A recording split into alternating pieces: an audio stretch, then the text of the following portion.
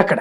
ఇంకోటి, నువ్వు ఏ తప్పు చేయలేదు, పోలీసులు ఇంట్లో ఉన్న సీసీ కెమెరాలు నీకెందుకు లాక్కుపోవడం, అక్కడ ఉన్న ఫుటేజ్ ఎందుకు లాక్కుపోయినట్టు, అక్కడ ఉన్న హార్డ్ డిస్క్ ఎందుకు లాక్కుపోయినట్టు?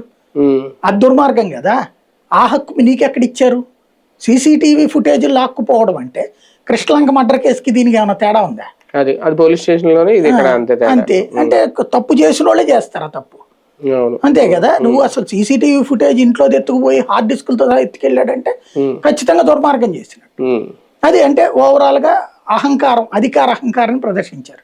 ఇందులో చూసినప్పుడు అధికార పక్షం తప్పు కనబడుతుంది. అప్పుడు కూడా కోవూరు, నెల్లూరు జిల్లా కోవూరు ఆయన మాజీ ఎమ్మెల్యే వైసీపీ సంబంధించి వాళ్ళ ఇంట్లో కూడా ఇలా ఇంటికి వెళ్ళి దాడి చేసినప్పుడు అప్పుడు కూడా సీసీ కెమెరాలు ఇవన్నీ పట్టుకెళ్ళిపోయారంట.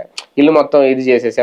అంటే ఏంటి సార్, అన్ని నియోజకవర్గాలు ఎమ్మెల్యేలు ఏదో రకంగా టార్గెట్ చేస్తున్నారా, టార్గెట్ అవుతున్నారు? అంటే ప్రాక్టికల్ గా ఏమైపోయిందంటే ఇదివరకు లేనిది ఇప్పుడు మరి అది మంచిదో చెడుదో. ఇప్పుడు చంద్రబాబు గారు తర్వాత తరం వస్తుంది, లోకేష్ తరం. ఇది లోకేష్ టైప్ ఆఫ్ పాలిటిక్స్ కిందకే అనుకునేటటువంటి ఇది ఉంటే ప్రమాదకరం.